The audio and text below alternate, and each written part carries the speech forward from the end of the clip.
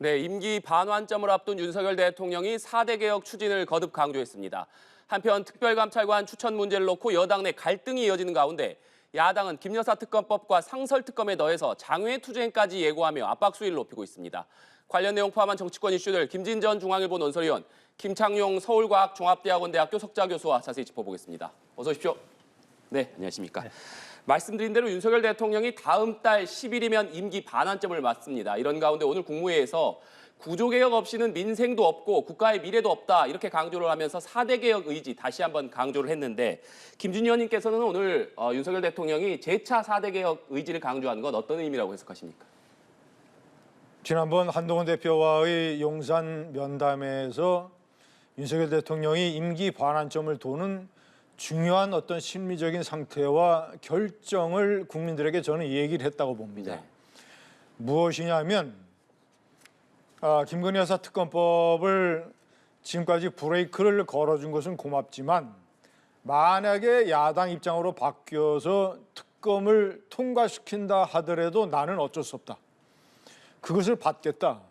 그리고 부산의 범어사에 가서 돌을 던지면 돌을 맞으면서 걸어가겠다라고 얘기한 거. 이것은 무슨 얘기냐면 특검도 만약에 국회에서 통과시키면 그대로 정면 돌파를 하고 나아가서 그럴 가능성은 매우 낮지만 야당과 또 일부 세력이 연합을 해서 탄핵 소추를 한다고 하더라도 나는 정면 돌파하겠다.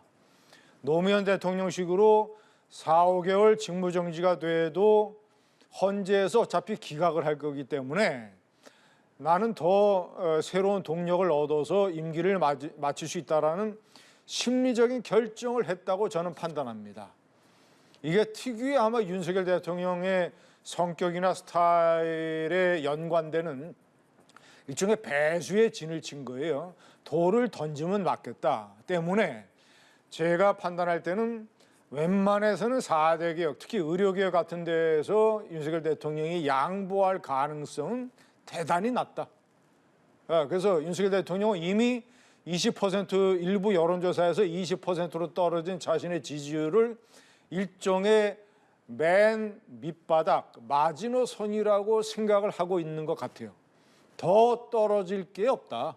그러니까 이제는 정면 돌파, 특검이든 탄핵 소추든 정면 돌파. 이것이 오늘 국무회의에서 4대 개혁의 중단 없는 전진을 얘기한 어떤 배경과 관련이 있다고 봅니다. 네, 정면 돌파 의지를 윤석열 대통령이 좀 밝힌 것이다 이렇게 해석해 주셨는데 김창윤 교수님께서는 어떻게 보십니까?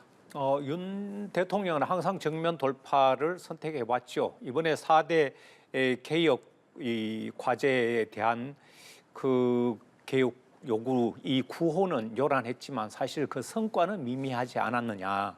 말하자면 어느 사회에서나 이 개혁이라는 것은 굉장히 어려운 과제입니다. 교육 개혁을 한다고 했지만 교육 혼란을 키웠고 의료 개혁이라고 했지만 의료 대란이 지금 끊이지 않고 있는데요. 사실 이런 개혁을 추진하려면 정부가 국민들로부터 상당한 이 지지와 또 신뢰가 있어야 됩니다. 그런데 지금 현 정부를 가장 괴롭히는 것은 김건희 여사의 이 특검법입니다. 말하자면 요즘 하루가 멀다고 김 여사 관련 이 녹취록, 국정농단 혹은 국정 개입, 선거 개입, 공천 개입 관련된 증언과 이런 녹취록이 나오면서 이 정부의 어떻게 보면 개혁 추진 동력을 상당히 떨어뜨리는 그런 일을 하고 있어서 이런 식의 말하자면 국정 운영 방식, 돌을 던져도 맞고 가겠다. 그건 윤 대통령의 결연한 의지의 표현이긴 하지만 돌을 던지면 맞고 가겠다는 것은 한편으로 보면 굉장히 오만한 이 민심이 어떤 식으로 변하더라도 나는 김건희 여사의 특검법과 관련해서는 이 어떻게 보면 선을 긋고 받아들이지 않겠다는 그런 태도라서 저는 이 구조개혁의 시작은 김건희 여사의 진실을 밝혀줄 수사에서 출발해야 된다 이렇게 봅니다. 네, 임기 반환점 앞두고 대통령실에서는 국정 동력을 끌어올리기 위한 방안을 고민 중인 것으로 알려졌습니다. 우선 거론되는 것이 내각과 대통령실의 인적 개편인데 과연 내각과 대통령실의 인적 개편이 있을 것이냐 그리고 그에 앞서서 한동훈 대표가 대통령실에 인적 쇄신을 요구한 바가 있는데 이 요구한 부분이 일정 반영될 것이냐 그 부분도 관심이 쏠리고 있습니다. 김준희 의원님께서는 내각과 대통령실의 인적 개편 가능성 그리고 한동훈 대표가 얘기한 대통령실의 인적 쇄신 요구 어느 정도 반영될 것인가 그 부분은 어떻게 보십니까? 한동훈 대표가 얘기한 대통령실의 쇄신은 구체적으로 누가 무슨 잘못을 했는지 한번 가져와 봐라. 네. 그러면 사안별로 판단을 해서 처치하겠다라는 대통령의 입장이 이미 나와 있고요.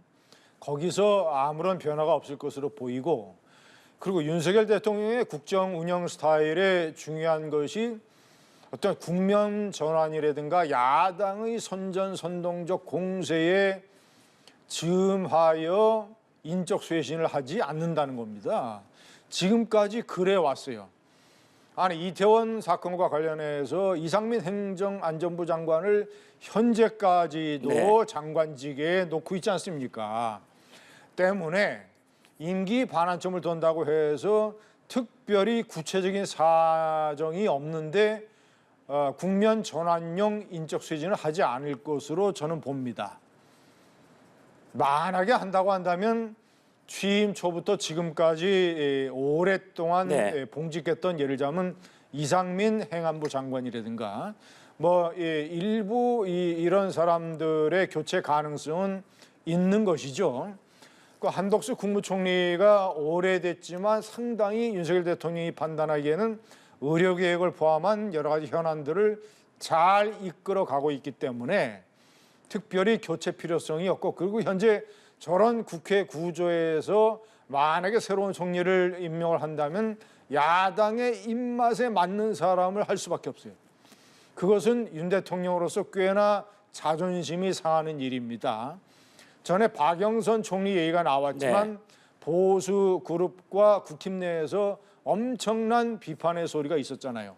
그래서 그런 시도도 하지 않을 것으로 보이고 때문에 이 눈에 띌 만한 괄목할 만한 인적 쇄신의 변화는 있을 가능성이 대단히 낮다. 네, 국면 전환용 인적 쇄신은 있을 가능성이 상당히 낮은 것으로 보인다 이런 말씀이신데 김창규 교수님께서는 어떻게 전망하십니까? 저도 동의하고요. 지금 보시면 대통령실 내각 개편은 사실 이 사안의 본질도 아니고 그리고 대통령실 인사 정리하라, 김건희 라인 정리하라. 이건 대통령의 고유 인사 권한이기 때문에 안 된다고 분명히 입장을 밝혔습니다.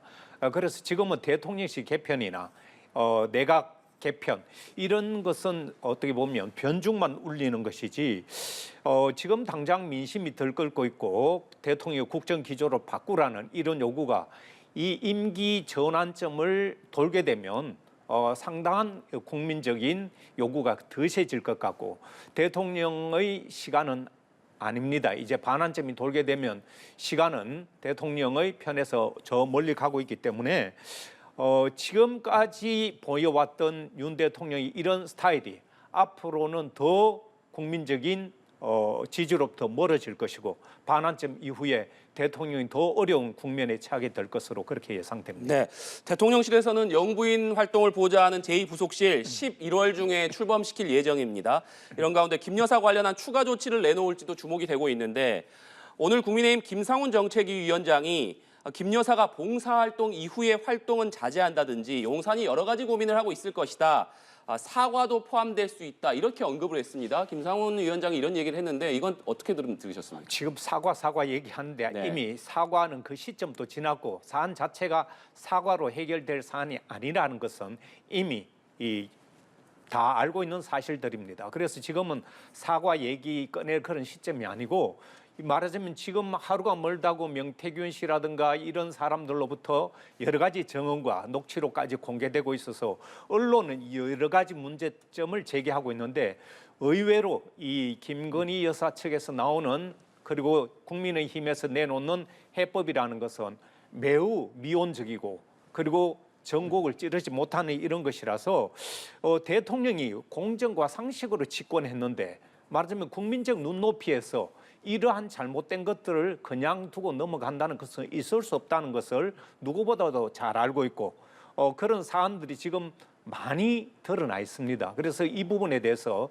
대통령실에서 그리고 국민의힘 내부에서 전공법으로 문제 해결을 제시하지 않는다면 사과 정도로는 절대로 해결될 수 없다고 저는 봅니다. 네, 김창룡 교수님께서는 이미 사과로는 좀 부족한 시점이다 이렇게 평가해 주셨는데 김진희 의원님께서는 어떻게 보십니까? 사안 사안마다 정리를 해서 봐야죠. 명품백 사건은 수사가 종결이 됐기 때문에 그리고 명백하게 김건희 여사가 잘못을 한 게 있기 때문에 지금이라도 대국민 사과가 필요하다. 그리고 도이치모터스 사건은 이미 검찰에서 무혐의 결론을 내렸기 때문에 그 부분에 관해서는 김건희 여사가 사과할 필요가 없다. 그리고 공천 개입 의혹이라든가 명태균 씨 사건은 우리가 냉정하게 이 사건을 봐야 된다고 생각합니다. 지금까지 확인되고 드러난 것은 가장 대표적으로 명태균 씨라는 인물이 허풍과 거짓말을 아주 일삼는 그리고 이 창원시 공무원 승진 청탁 로비 관련 사기 범죄 혐의로 유죄 판결을 받은 전과자라는 것. 그 명태균 씨 전과자 많은 사람들이 지적을 하는 이 허풍으로 가득한 사람의 입놀림에 한국의 언론이 최근에도 놀아났지 않습니까? 명태균 씨가 한국 언론을 가지고 놀았잖아요. 어떤 때는 그 오빠 녹취록 관련해서 오빠가 대통령이라고 어떤 언론에는 얘기를 해주고 어떤 언론에는 친오빠가 맞다라고 얘기를 해주고 아니 가지고 놀았잖아요 언론을. 예? 그리고 이 명태균 씨 얘기가 거짓말로 드러난 게 한둘이 아닙니다.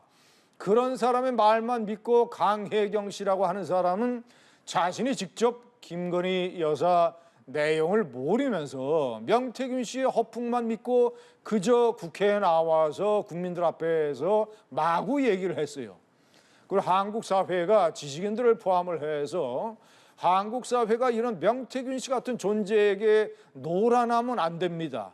그저 지켜봐야 돼요. 차검지검에서 지금 속도 있게 수사를 철저하게 하고 있기 때문에 김건희 여사가 진짜로 공천에 개입한 게 있는 건지 아니면 명태균 씨가 여론조사라든가 이런 거 전부 본인이 그냥 자발적으로 허풍을 떨면서 일을 벌여서 지금 세상을 혼란스럽게 만드는 건지 창원지검의 수사를 지켜보면 되는 것이고 딱 하나 다시 거듭해서 말씀드리지만 명품백 사건은 대국민 사과를 김건희 여사가 안 했기 때문에 지금이라도 만시지탄이지만 하고 넘어가야 된다고 생각합니다. 네, 이 내용도 짚어보겠습니다. 한동훈 대표가 띄운 특별감찰관 문제를 놓고 국민의힘 내부에서 갈등이 이어지고 있습니다.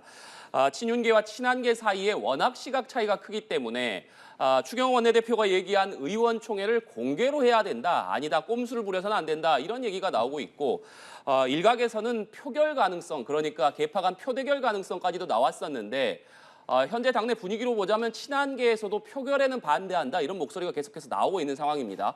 자, 표결 얘기까지 나왔는데 이거는 이제 반대론이 좀 커지는 분위기 어떤 배경 때문이라고 보십니까? 결론적으로 말씀드리면 이런 사안을 의원총회를 공개해서도 안 되고 표결로 가서도 안 됩니다. 그런데 저는 이것이 특별감찰관을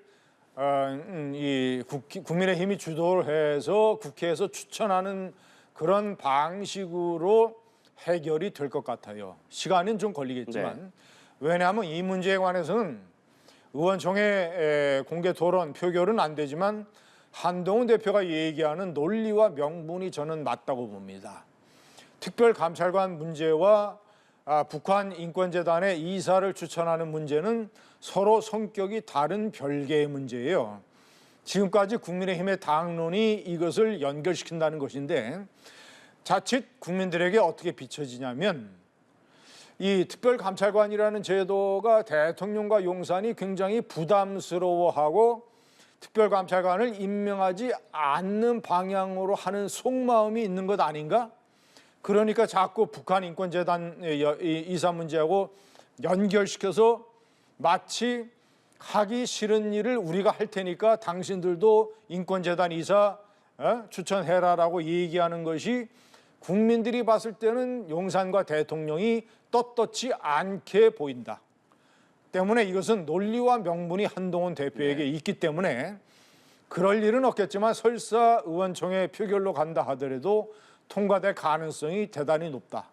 추경호 원내대표와 친윤계도 이것을 잘 알고 있기 때문에 결국은 용산과 협의를 해서 한동훈 대표의 방향대로 갈 공산이 크다 이렇게 봅니다. 네, 김창규 교수님께서는 어떻게 보십니까?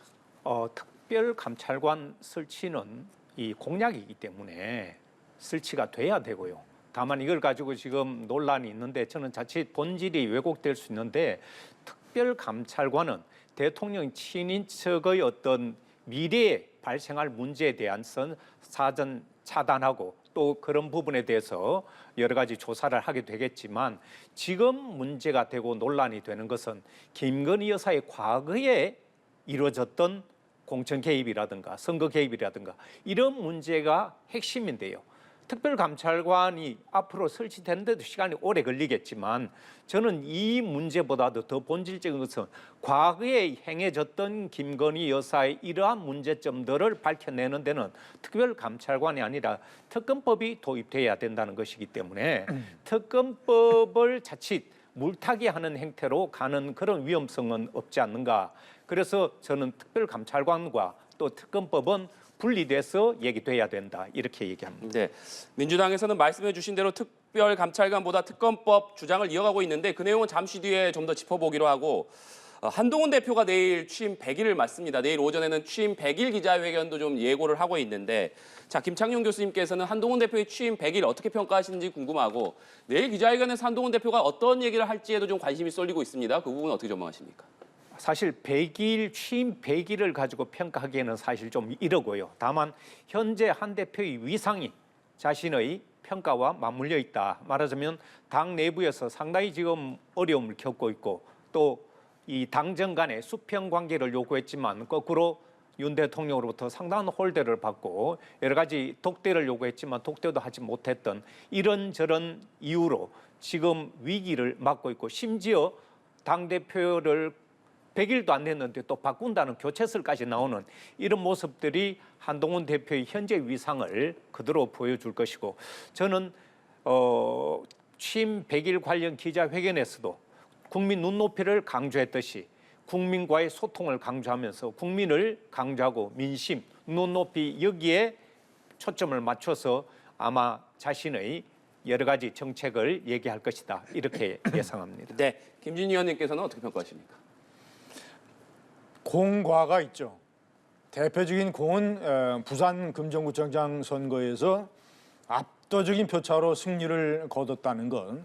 이런 것들이 이제 공이고 이 과는 여당 대표의 첫 번째 임무는 이재명 이 방탄 정당의 이 어떤 윤석열 정권에 대한 극렬한 어떤 공세에 맞서서 그러니까 바람이 이렇게 불어오면 그 바람을 정면으로 맞아서 방패를 들고 일단 정권과 정당을 여당을 수호해야 되는 장수의 역할이 여당 대표인데 상당 부분 바람을 정면으로 맞는 게 아니라 바람 쪽으로 등을 서가지고 날아오는 바람에 자신도 활을 써서 용산 윤석열 대통령에게 화살을 날리는 그런 여러 가지 이제 과오들이 있었다.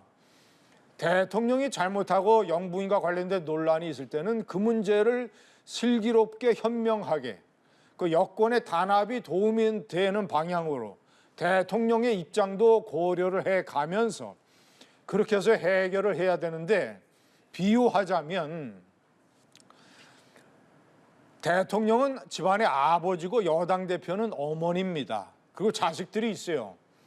아버지의 여러 가지 문제를 놓고 부부싸움을 할 수가 있어요. 그런데 어머니가 아버지를 끌고 방 안에 들어가서 문을 걸어 잠그고 자식들도 들리지 않게 조용히 소곤소곤 당신은 이런 잘못이 있고 저런 잘못이 있으니까 이렇게 고쳐야 된다라고 해서 집안의 문제를 순조롭게 해결을 하는 것이 바람직한 것이지 그렇지 않고 어머니가 뛰쳐나가서 마을회관에 가서 내 남편은 이러이러한 잘못이 있고 말이지 그러니까 이장직에서 뭐 이장직도 문제가 있고 뭐 이런 식으로 해버리면 그 집안이 어떻게 되겠습니까?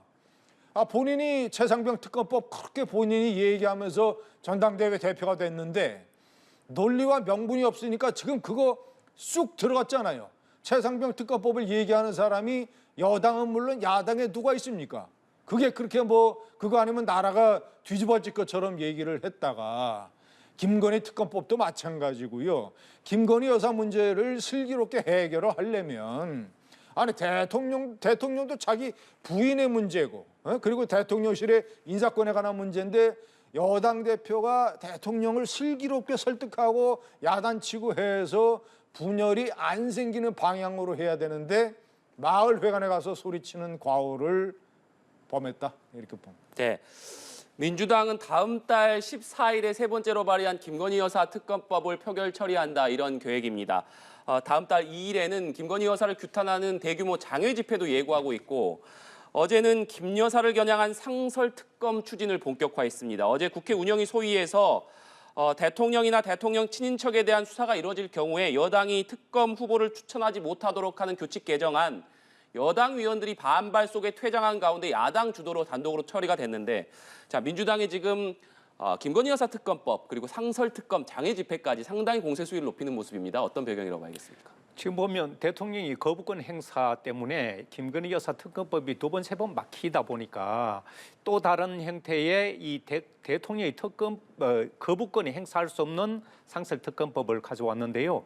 그게 이제 논란이 되는 것은 국회 규칙을 바꿔가지고 여당 추천위원회에서 여당을 배제시키는 그런 문제인데 자칫하면 이 여당 이미 법무부 차관이라든가 이런 여당 쪽 인사들이 많이 들어가 있기 때문에 자칫 이해 충돌의 소지가 있기 때문에 국회 내부에서도 충분히 법률안을 검토해서 그런 안을 만들어서 말하자면 이해 충돌의 이 배제시키고 실질적으로 제대로 검사가 수사할 수 있는 그런 제도를 만들자 해서 사실은 국려지책으로 만들어낸 것이 아닌가 불가피했다 저는 그렇게 봅니다. 네, 민주당에서 말씀드린 대로 운영위 소위에서 국회규칙 상설특검 국회규칙 개정안 어제 소위에서 단독으로 처리를 했고 2일에는 대규모 장외 집회 또 14일에는 김건희 여사 특검법 표결까지 예고를 하고 있습니다. 상당히 공세 수위를 좀 높이는 모습인데 어떤 배경으로 해석하십니까?